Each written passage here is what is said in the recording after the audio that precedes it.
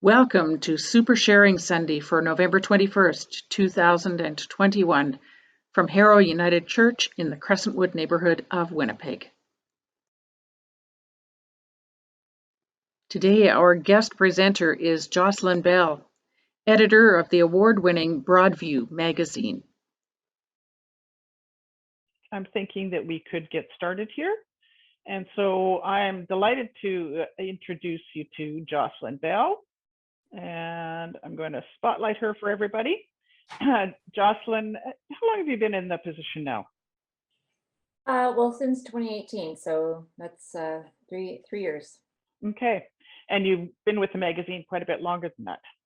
Yes, I've been with the magazine since 2006. And before that, I was a freelancer for the magazine. So long affiliation. Yeah.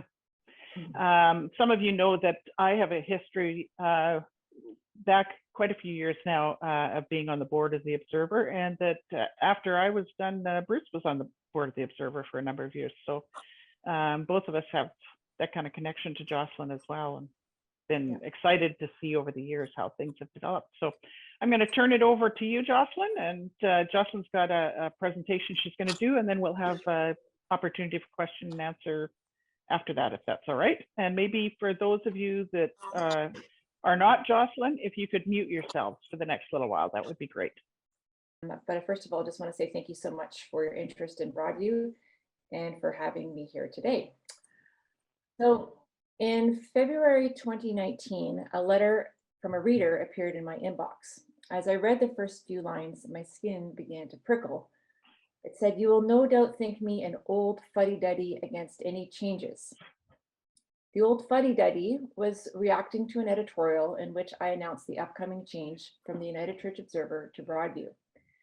The letter went on to say that we were ruining the reputation of a venerable publication and thoughtlessly making change for change's sake. While I inwardly bristled, I also sympathized. I too grew up in the United Church, for which our publication was named. The Observer was always on the coffee table at home, and freelancing for the magazine gave me my start in my journalism career.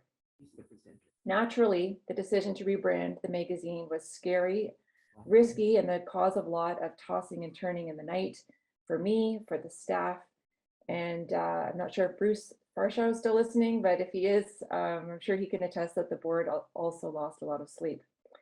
But change for change's sake, it most certainly was not.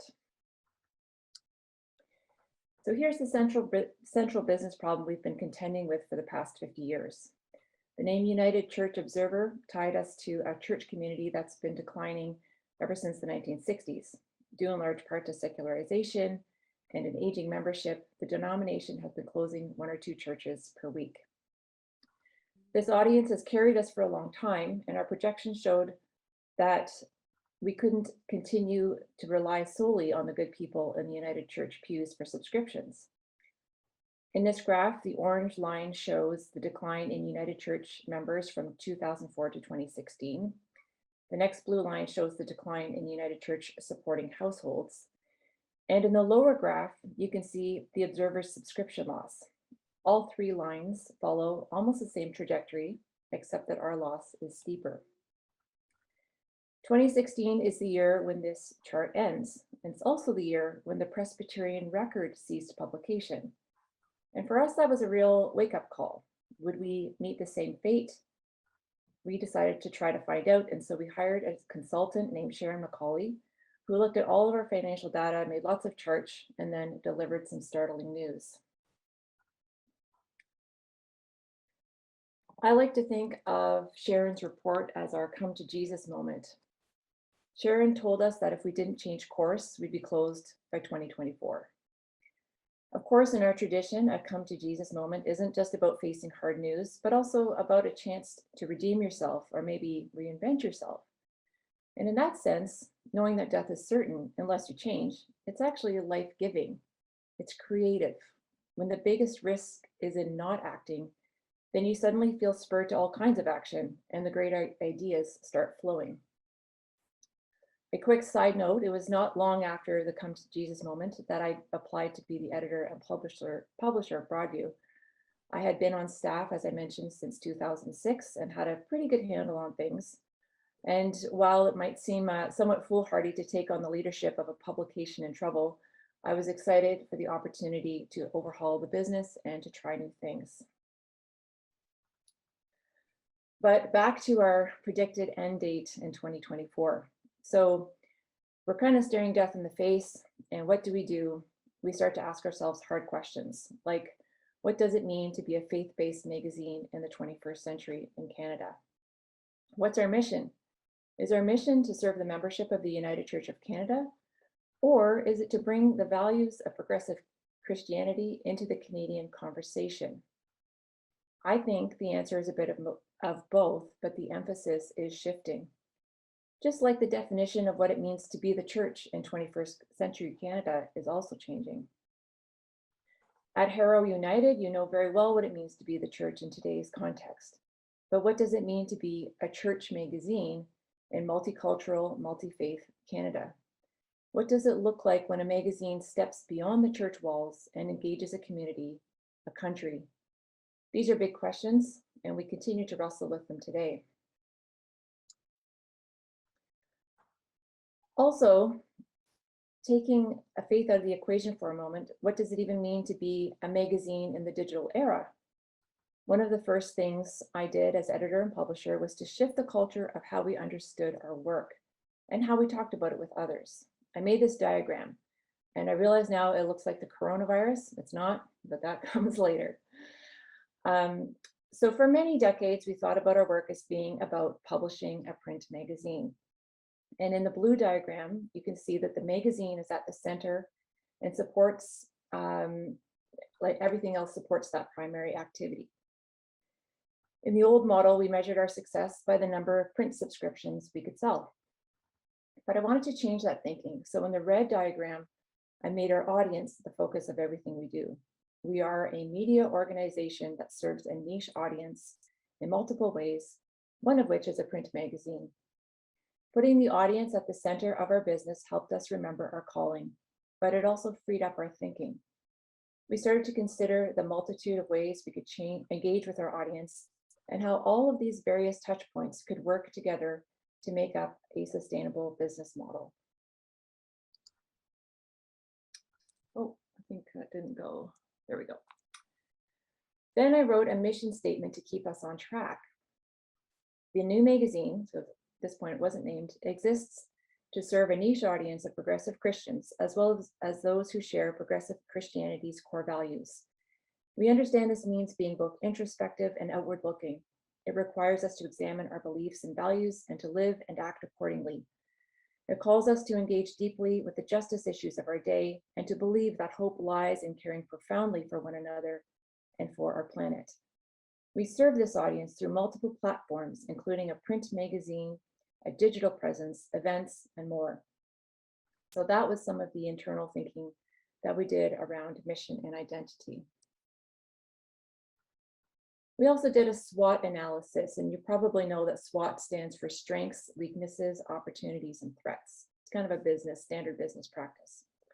And this too helped us see that although the projections looked bleak, we did have a few strengths. First, we're editorially independent. Unlike most church magazines, we have the freedom to change without seeking permission from the mothership. Second, we had some money in the bank. We're a registered charity, and through our Friends Fund, we've built up a healthy nest egg over several decades.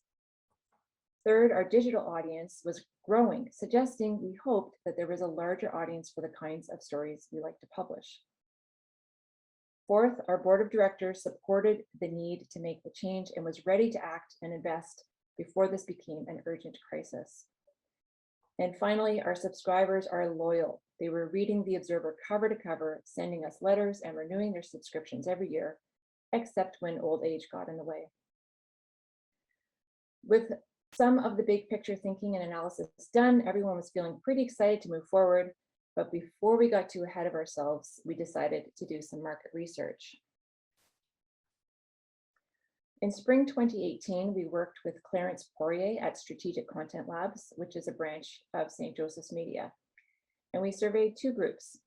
The first group was our Observer subscribers, and we sent an e-blast survey to a newsletter subscriber list, and reached about over 1,300 respondents. The second group was our potential new subscribers, and we reached them through a Maru Blue online survey, and we had 1,000 respondents. These weren't just sort of random members of the general public. To access our survey, they had to meet 3 criteria. They had to read at least 1 magazine per month. They had to identify as somewhat or very spiritual, and they had to say they were not very socially conservative. So we were trying to just, find the people that we wanted to talk to who had the most potential to begin with, and then see what they thought of this idea. We asked many, many questions in the surveys, but 2 overarching questions were, is there an external audience beyond the United Church pews for a magazine focused on social justice, ethical living, and progressive Christian faith?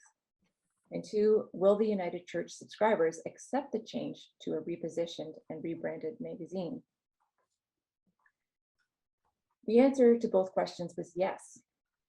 There was a potential market universe of 306,000 Canadians who would definitely subscribe. And among our observer subscribers, 83% said they would definitely or likely renew to a new format. Well, 83% sounds pretty good, right? The problem was that we also had 17% who thought they might not like the new format. You'll remember that I listed loyal subscribers as one of our strengths. Well, here's the flip side to that same coin. Observer readers loved the magazine as is. They weren't asking us to change, and losing subscribers was worrying. So again, we did some soul searching. Could we create a magazine that appealed to a new audience without alienating our loyal subscribers? Could we communicate the need for change in such a way that our subscribers would get on board? Did we have the guts to deal with some backlash from those who would not support us? And more importantly, did we have the courage to step out of our bubble, to place ourselves next to the very best Canadian magazines and say to Canada, we're not just a church magazine for church members forever preaching to the choir. We are worthy of joining the national dialogue. 3 voices helped me to steady myself and find that ground of hope and courage amid anxiety, risk, and fear. The first is Brene Brown, author, researcher, and speaker. And she says, midlife, which is kind of where I am, midlife is when the universe gently places her hands upon your shoulders, pulls you close, and whispers in your ear, I'm not screwing around. Time is growing short. There are unexplored adventures ahead of you. You can't live the rest of your life worried about what other people think. You were born worthy of love and belonging. Courage and daring are coursing through your veins. You were made to love with your whole heart. It's time to show up and be seen. The second voice came from Reverend Ted Harrison, a United Church minister from North Bay, who shortly after I announced the upcoming change wrote this note. Please know amid the slings and arrows that you have so many hearts and prayers on your side. We will sustain you with our own hopefulness.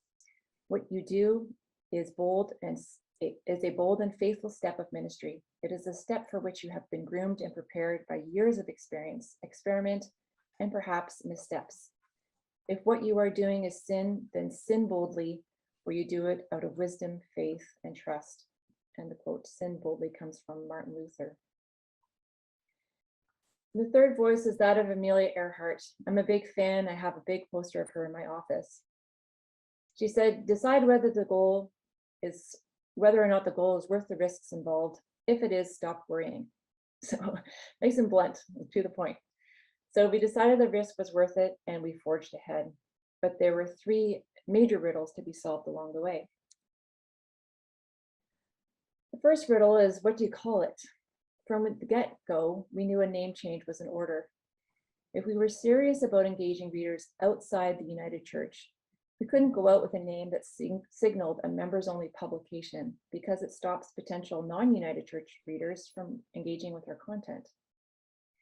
There's also precedent for name changes in our 190-year history. This was not the first time the publication had rebranded to evolve with the times. And so we hoped our loyal subscribers would understand and come to accept the decision to rename the Observer. After that, it was open season on magazine names. For about 2 months, we brainstormed words, read the sources, kept notes at our bedside tables, voted as a staff, and whittled the list down to 10, among them Broadview. And the 10 names were then tested through the market research that I previously mentioned. Broadview, you may know, is the name of a major street near our Toronto office. It's so named because it offers a sweeping and beautiful view of the city's downtown looking across the Don Valley. For us, the word signaled the kind of open-mindedness and inclusivity that we share with our readers. It countered the idea that religion has to be rigid and dogmatic. It sounded like the name of a magazine with a solid past and an exciting future. And in that market research, it tested well among our current subscribers and our potential new audience. So we went for it. Riddle number 2, who is Broadview for? I find it helpful to think of our audience as a Venn diagram of overlapping circles, one larger than the other. In the big circle are our current readers, United Church members, of whom the majority are women, 65 or older, living in a town or a small city with no kids at home. They're faithful, left-leaning, very engaged citizens. In the smaller circle are our potential new readers, as identified through the market research. They're people who consider themselves Christian, but may not attend church. Slightly more of them are male than female. They're between the ages of 50 and 64. They live in bigger cities. They're spiritual, left-leaning, very engaged citizens. Venn diagrams are always about the sweet spot, the place where the circles overlap. And in this case, the sweet spot is shared values. What these two groups have in common is a love of lifelong learning, belief in equality and inclusion for all, concern for the environment, belief in the importance of charitable giving. They like to read stories about human rights and social issues, human interest and inspiration, religion, the environment, culture, and well-being. Their faith, however they define it, is important to them. And so it's these values that we try to serve in our editorial. Riddle number 3, what is Broadview about? Our tagline is spirituality, justice, and ethical living. This has changed from our previous tagline, which was faith, justice, and ethical living. And that was for one special reason, again, the market research. Spirituality tested better than faith with both our potential new audience and our current United Church audience. To my mind, the words spirituality, justice, and ethical living resonate whether you're a faithful Christian or not. For a non-Christian, spirituality is about the inner life. Social justice is about engaging with the issues of our day. And ethical living is about the values-driven choices you make in your daily life. For a Christian, it's similar, except that how we understand the inner life, the ethical life, and the imperative to engage with justice issues is informed through the scriptures and the example we see in Jesus. For a Christian, the tagline, spirituality, justice, and ethical living can be understood as Christianity, Christianity, and Christianity. We try to touch on all 3 subjects in every section of every Broadview edition. And I decided here to give you a sneak peek into our next issue. So this is the January-February issue that you don't have yet, but I do. And so our spirituality feature is about younger Asian immigrants who are leaving their mono-ethnic churches in favor of more multicultural churches. The justice issue is an overview of all the great courses that you can now take about Indigenous history, culture, and rights. And the ethical living feature is about life-changing moments and people who responded with courage and strength. In truth, any of these stories could have been published in the Old Observer, but if I had to state the main difference between our editorial strategy then and now, I'd say that before, when we were crafting stories about faith or ethics, we nearly always asked United Church sources for comment or interpretation.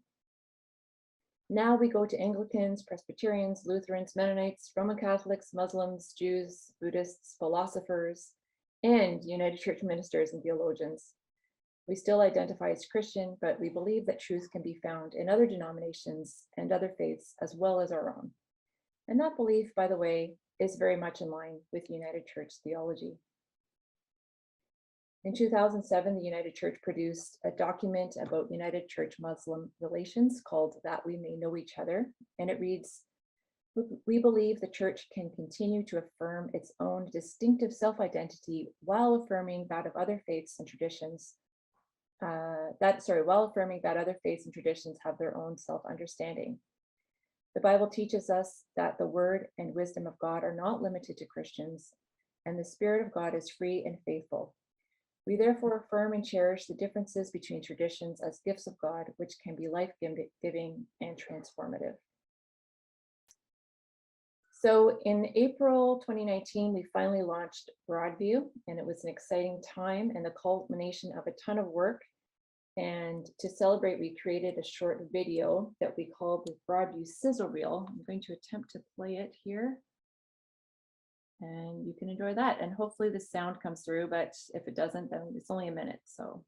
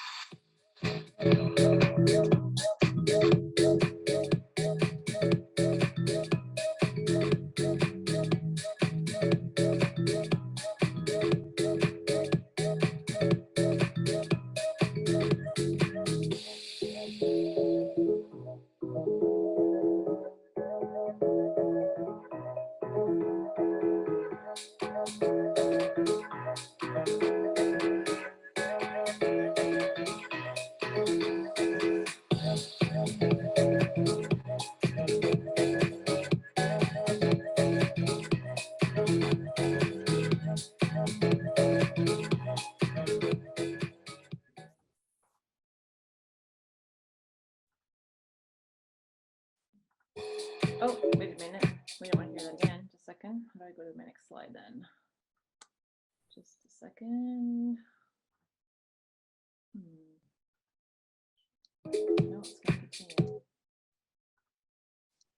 There we go. Okay, I always love that video. It just brings me back to that moment when we relaunched and all the excitement around it. I hope you could hear the music, but maybe you couldn't. Anyway, it's a really good dancey beat behind it too. So for the average reader watching from the outside, the changes at Broadview looked mainly like a new name and a new design for our print magazine, and many people also noticed our refreshed website, broadview.org. But I want you to know that almost every aspect of our business was changed at the same time. I won't read this list, but you can see that everything from advertising to donations to our investment was modernized or updated in some way, and each one of them could be the topic of a whole presentation. Has Broadview been a success? Well, one way to measure this is reader satisfaction. 2 months after our relaunch, we sent out a reader survey to gauge reaction. 700 people responded, and the overwhelming majority said they would renew their subscriptions to Broadview. Among the toughest group, those who told us in the 2018 market research survey that they were unhappy about the proposed changes and were unlikely to resubscribe, we saw converts. 85% of those people said the new magazine had met or exceeded their expectations. Another way to measure our success is in subscription sales and renewals. In the 3 years leading up to our rebrand, we were losing an average of 8.6% of our subscribers each year. In 2019, after the launch, we lost only 1.5%. I count that as a victory. But that exciting time of launching Broadview in spring 2019 kind of seems like a long time ago, doesn't it? As 2020 rolled around, we started to plan a party to mark our 1-year anniversary of Broadview, and we thought, wow, we just made it through a lot of really hard years, and 2020 will be so much more relaxing. Well, you know what comes next. The COVID-19 pandemic hit, we canceled the party, and we moved all of our operations into our living rooms, kitchens, and bedrooms, and managed to keep putting out the magazine and posting stories to our website without skipping a beat. Far from relaxing in 2020 or 2021 for that matter, the COVID pandemic has felt like a constant roller coaster ride. On the downside, subscriptions and advertising revenue dropped as individuals and businesses tightened their belts. On the upside, the donors to our Friends Fund have been exceedingly generous. Government grants have bolstered us through the worst of times, and the website traffic has increased. In 2020, I won the Editor's Grand Prix for the National Magazine from the National Magazine Awards. And earlier this year, we won the Best Magazine category from the Associated Church Press and the Canadian Christian Communicators Association, and Best Special Interest Magazine from the National Magazine Awards. And all of these things encourage us in our work. While we isolated, we also wanted to build community and a sense of connection around Broadview. And the result of that effort was the launch of Broadview's National Online Reading Club. With every issue, we now host a wonderful online evening featuring a conversation with our writers and subjects of our stories. We're getting over 100 people to these events and a lot of very positive feedback. And if anyone is interested in joining us, the next reading club is on Monday, December 6th at 7 p.m. That's my plug. In another action inspired by the restrictions of social distancing, we compiled a list of online worship services being offered by churches across Canada. People have enjoyed checking out the services at other churches, and congregations have enjoyed seeing new faces from all over the world on Sunday mornings. On our website, this page was one of our most clicked pages of 2020. And a quick note, I don't think Harrow United is on the list, but I can tell you how to get onto it later. Although we've completed the transition from the Observer to Broadview, if COVID has taught us anything, it's that we must continue to evolve and adapt all the time. We have to make hard decisions and play to our strengths and focus on our priorities. A quote that helped me work through the challenges of this pandemic came from Jim Collins' book, From Good to Great. He writes, "Productive change begins when you confront the brutal facts. You must maintain unwavering faith that you can and will prevail in the end, regardless of the difficulties, and at the same time, have the discipline to confront the most brutal facts of your current reality, whatever they may be." I like that quote, and being a journalist, I tend to be more of a brutal facts person than an unwavering faith person. But I have to tell you, this pandemic has shown us that Broadview's readers have unwavering faith in us, and we draw so much strength and courage from them. So that brings me to the end of the story about Broadview's transformation. But before I give up the podium and take some questions, I just want to share a couple more slides with you because they're kind of fun, I guess. So the first one is this, and sometimes I often get asked what stories have had the most response since you became Broadview. And to answer this, I checked into which stories had the most clicks online, and they are the number 5 is coronavirus comments expose the underbelly of ageism. Number 4 is he survived a date with Bruce MacArthur, now he's racked with guilt. That was a Sean Cribbin profile story. The third one was the myth of Mary Magdalene. The second place was Warm Welcome, the Belgian city that opens its homes to people with mental illness. And number 1 is how the Ojibwe brought their horses back from extinction.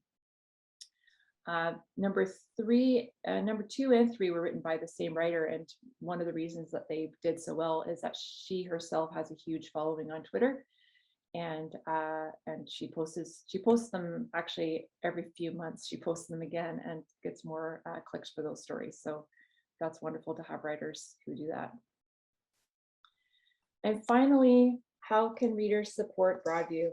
There are really so many ways to engage with us. I won't read this whole list, but I can send you links for all of the suggestions. I do want to put in a plug for the last item, which is tell us your story ideas. We want to know what's happening in your life at Harrow United and beyond, what you find interesting, what stories you'd like to see in Broadview. So that is the end of my presentation. So thanks so much for your interest and for making time for me today and coming out to listen. And so I'd be happy to stop sharing my screen and take any questions that you may have.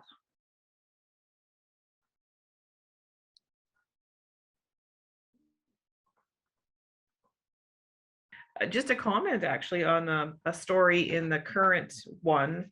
It has the picture of the Christmas tree. It's about the woman, about the young adults who are in care. I found that like Yeah. fascinating. That I didn't get to make a choice. Yes. Yes. Yeah. Yeah. Yeah, that story is doing very well online. It's really resonating, and I think the writer did a fantastic job. I even got a email from the mother of one of the disabled younger adults in the story, and she was really thrilled with it. And so yeah, it's really having a big impact. So proud of that one.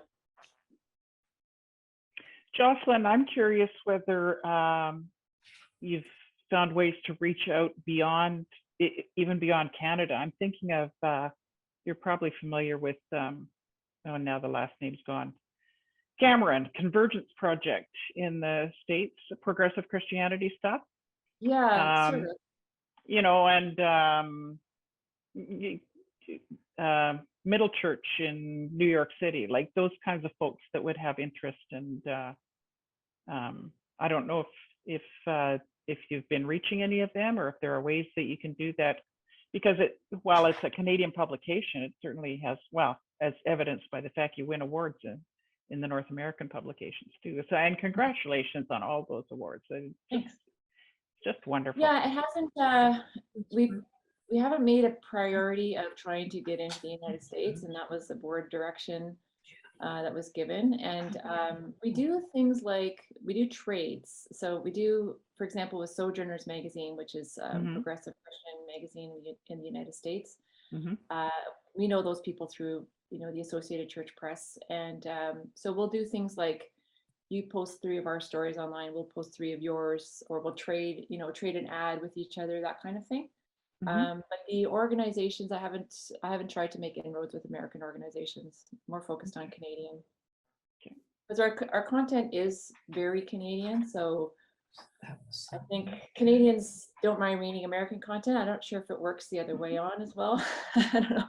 Maybe I'm wrong. Hard to say. But I think I don't know. I'm not sure if they kind of capture the same issues as what we're thinking about here.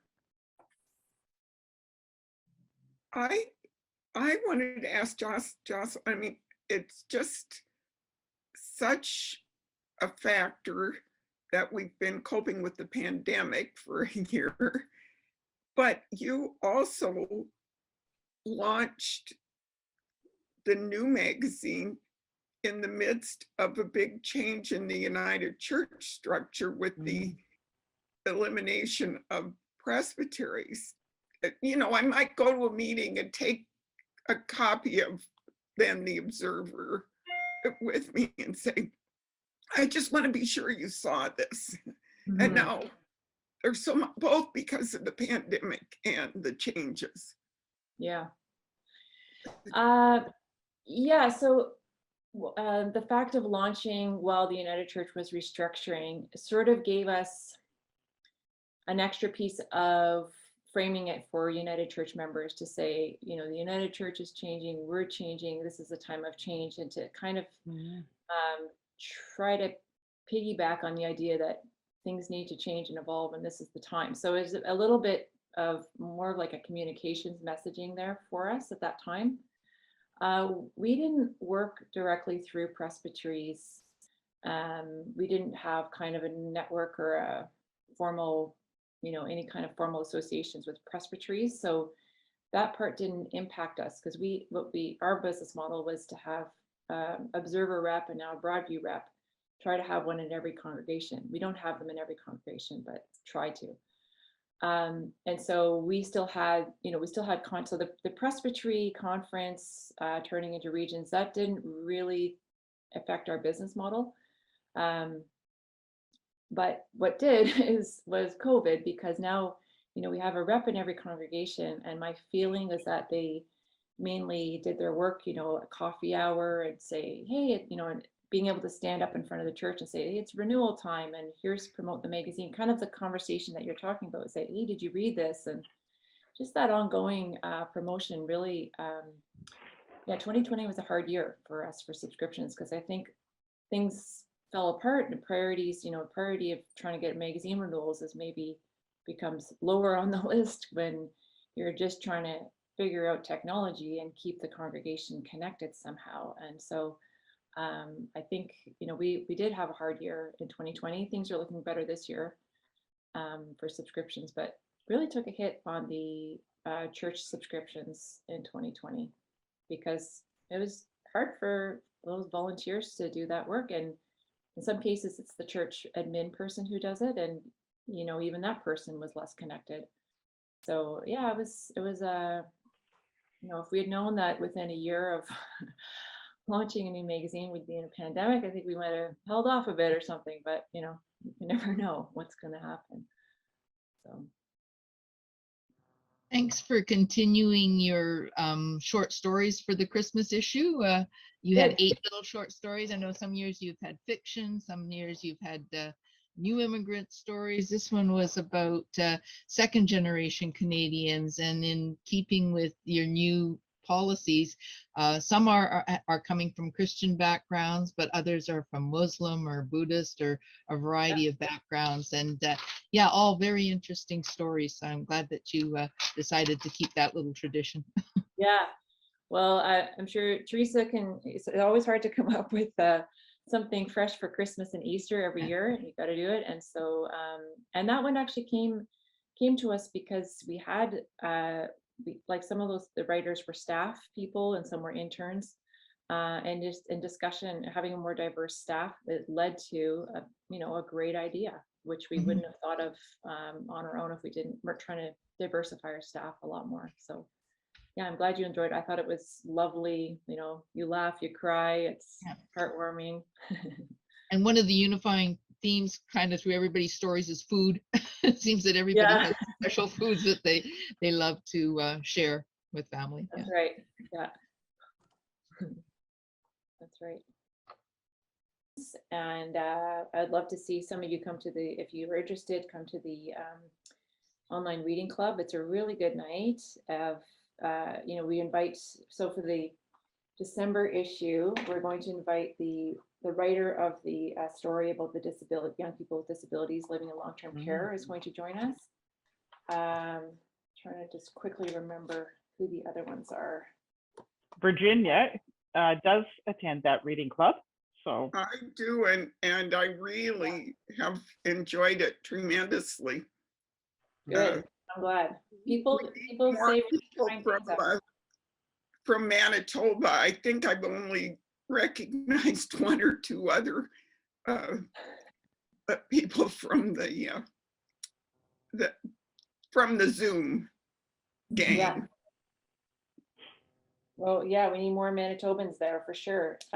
We also are going to have the JB McKinnon, who's the interview this month, talking about curbing our consumerism and what happens if the world stops shopping. And then the third person is actually an illustrator, and it's the illustrator of our cover illustration, and also the inside of that Christmas package. I think she did such a beautiful job, and so she's going to talk about illustration and how she works with us and publications. Yeah, so there's all of these illustrations that she made for this Christmas package. So yeah, there's the first. That's the opening one. So that's who we've got lined up. So we'll start advertising that pretty soon. And if you have to join our e-newsletter to get the information about the reading clubs. So if you haven't signed up, it's I can send the link for that too. I'm going to send you a bunch of links. okay.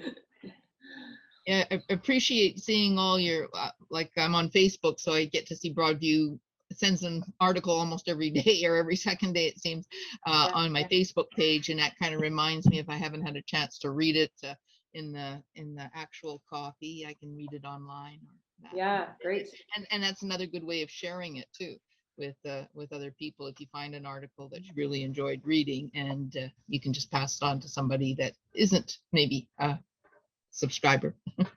Yeah, that's a really great way to support our work, and just, to help us find those audiences. We do rely on people who are just going to, kind of almost be an ambassador and say, hey, check this out, and post it and comment or whatever you want to do with it. Where our numbers are growing online. I think this year compared to last year, we've grown by almost 20% of, page views. And we've got a new person who really is, she's doing a great job. So she was on a contract, but she's gonna be permanent shortly. So she's great. Also really good at digging out our archive stories and reposting and sharing things that people may have missed in the past that are still relevant. So yeah. That another thing that's in my mind. Do you derive any revenue from the online presence, or how do you get revenue from that? There's advertising online. There's display ads and there's sponsored content. So there's some revenue there, and that's growing for us. And we've opened up there's just more spaces now for advertisers. But the other way is donations. It's really, really grown in the last year, online donations. And it doesn't mean that, probably more people are just finding it convenient to donate online instead of writing a check and putting it in the mail. There's more and more people who just prefer quick online transaction, be done with it. And so what I'd really like to do, I've applied for a grant to help us develop this a bit, is to just even, make it even easier for people who come to our website to donate, make it just a quick, easier click, have the really nice little pop-up windows that you can just, choose your amount, put in your credit card, and you're done. Like, just to streamline that and make a better user experience, because I think it's a little clunky right now, and that probably people get a little frustrated, and then they say, forget it, I'm not going to do it. So trying to get like a lot, probably if you see, the Christian, or sorry, what am I saying? The Guardian in the UK, for example, they have pop-up windows that say, if you love this article, give us $5. Like, kind of those trying to get more of those micro donations, just so that, we're very good at getting the people who would give us $100 at a time, but also to get the people who might give us $5, $10 every time they read an article they love. So trying to be a little more sophisticated with digital fundraising, and that's a very big way to earn revenue on our website. Jocelyn, is the online donations, is it managed through Canada Helps, or is it managed in-house? It's actually, we have a fulfillment company, it's third party, and they manage our subscriptions and donations. And so when you click to donate, you actually get put over to a page on their website, although it looks like a Broadview page, but it's actually on their website. And so they receive our online donations and put the money in our bank account later. Yeah, I just followed that. It's not, we are on Canada Helps, but the management of it is through a company called KCK Global that works with a lot of magazines. Yeah, I just clicked on the donate now from broadview.org, and it just kind of went through. And then you have the options to do one time or monthly. Yeah, that's right.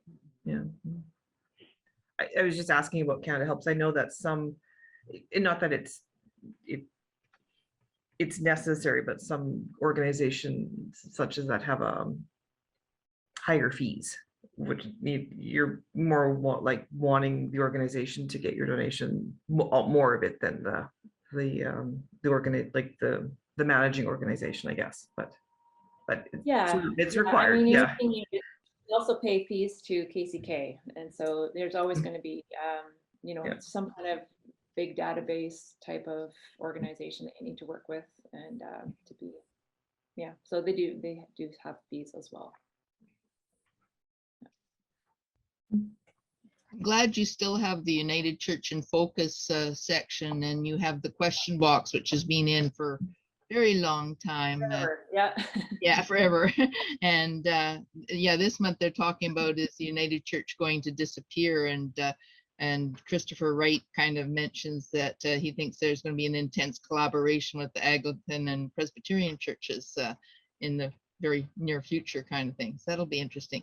That might be a topic that they'll discuss on that December 6th evening. Well, no, it's not going to be on that evening, but it's a good topic for sure. Yeah. Yeah. Maybe we should have thought of that, but no, we're not going to do that tonight. But yeah, we posted his question also online and his answer, and it was one of the highest clicking, generated a lot of comments online. Yeah. Very intriguing question for people this month. And so that made us, that's one of the other purposes of online, is just informing us of what people are really care about the most. And so that flagged for us, okay, we need to, I mean, that Chris White's response was pretty short, but maybe this is like, we should get into an entire feature here and find different ways to explore that question a bit more. Yeah, So, I saw it first online and then happened to read it in here again. yeah. Like, it's like constant research of what our audience cares about the most, what they want to read about, what's resonating, and that will inform future decisions that we make for what kinds of stories that we choose. If there's nothing else from anybody right now, then I think we'll express our gratitude for taking time on a Sunday to spend time with us.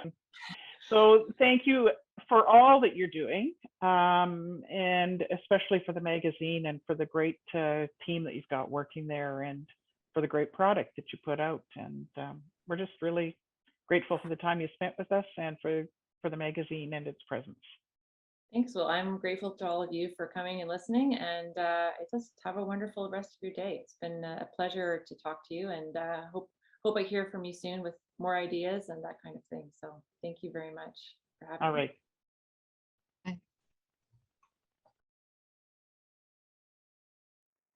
Thanks for joining us for this episode of Harrow's Super Sharing Sunday. For more information about Broadview magazine, you can check their website, broadview.org. We've also included a number of the links which Jocelyn shared with us.